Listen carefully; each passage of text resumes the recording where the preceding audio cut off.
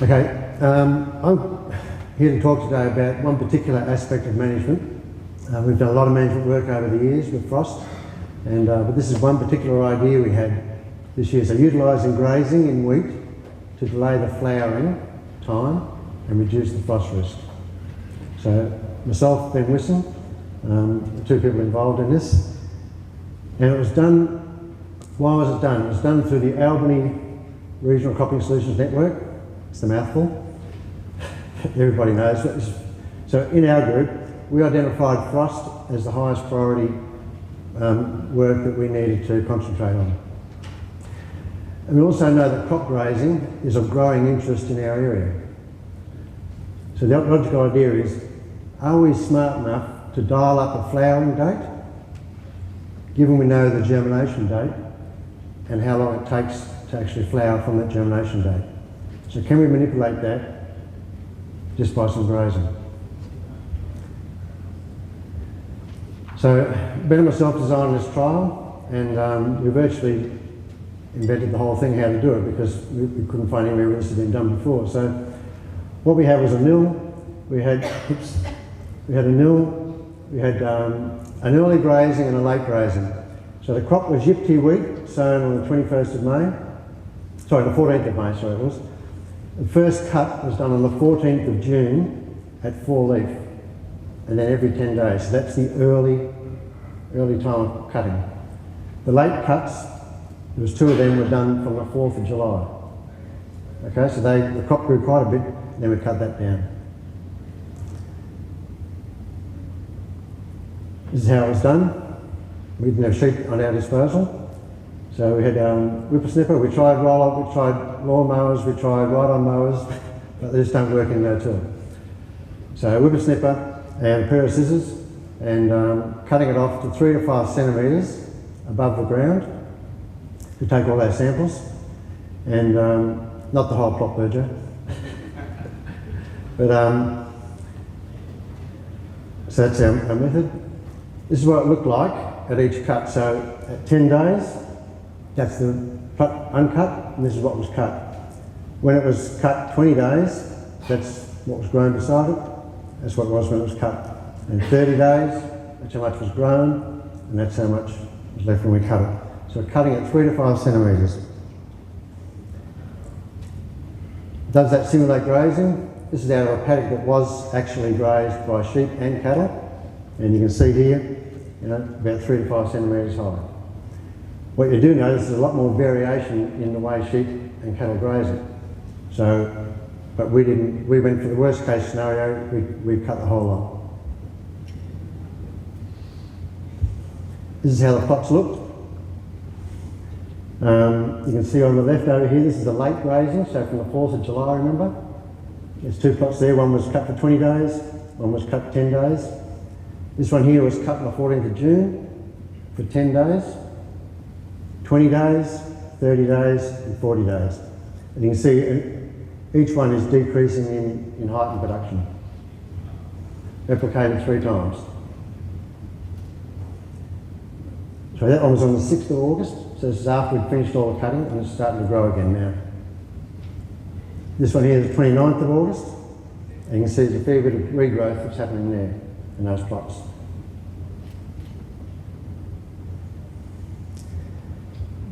So what we did is we took plant samples from each plot, took them home, pulled them apart, and what we saw was, this is the nil, of course. This was the late ones, late grazing or late cut. This one here was grazed for 10 days and then let regrow, 20 days, 30 days and 40 days of cutting. Okay? That tells us there's a difference in height, but doesn't tell us what's actually going on inside the plant. So on the 6th of August, that's what it looked like when you pull back all the leaf. And what you're seeing is the nil, the late cut, and then the 10 days, 20 days, 30 days and 40 days. So you can see there's a significant effect on the growth and development of the plant with the more grazing you put on it. 29th of August. Okay, so another 3.5 weeks down the track. This is what we've got, nil. We've got the late ones, 10 days, almost caught back up again to the nil from that early grazing. 20 days, 30 days and 40 days. Strip those back, this is what we got. Okay, and here you can see some big differences again in head development, plant height, but there's more to it than that. So I'll ring up my friend Doug Arbrecht from the department. This is what Doug does. Makes my simple graph look very complicated. But I do appreciate Doug's input on this because Doug has a great mind for analysing this and a lot of experience. And what Doug's done here is he's measured all the individual nodes, he's determined that each plant has the same number of nodes and has the same number of, everything's there, but just at different lengths and different heights. So Doug's gone and measured the heads and he's gone and measured each internode and determined, yes, there is something going on both in plant growth and plant development. And it's hard to say which one is actually happening, but the likely cause is there's a reduction in both development and growth.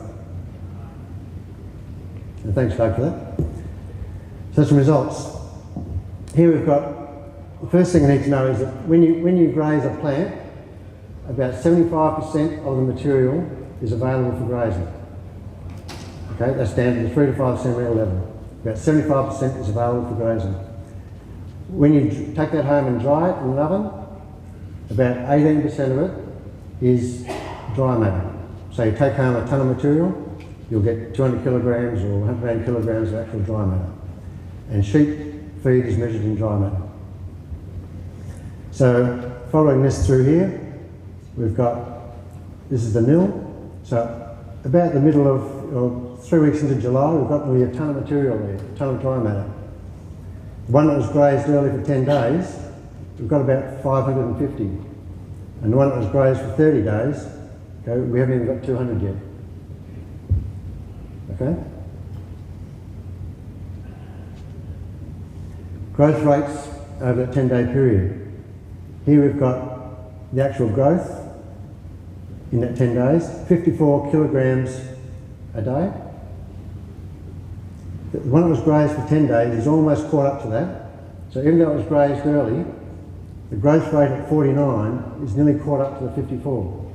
So it has had an ability to recover and grow again. And the more you graze it, the 30 days is only 16 kilograms a hectare a day.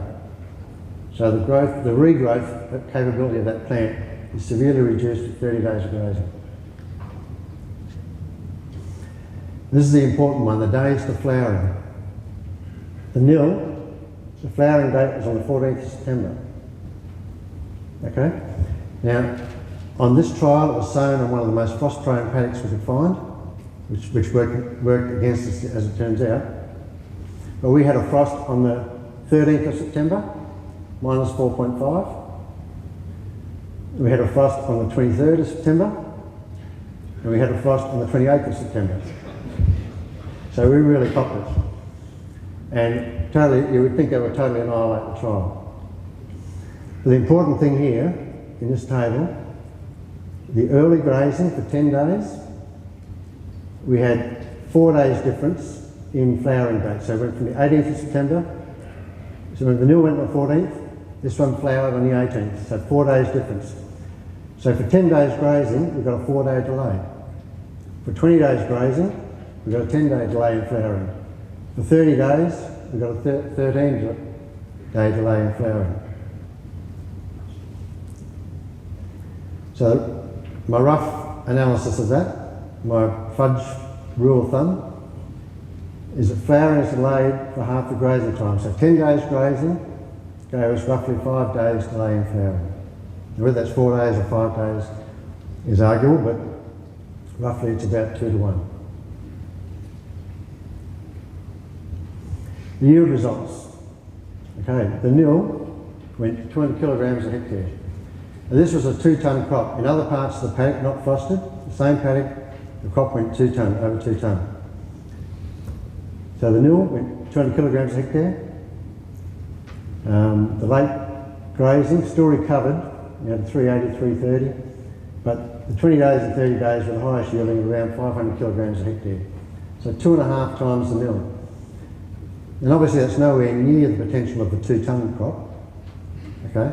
But remember, we did get three quite serious frosts on this site.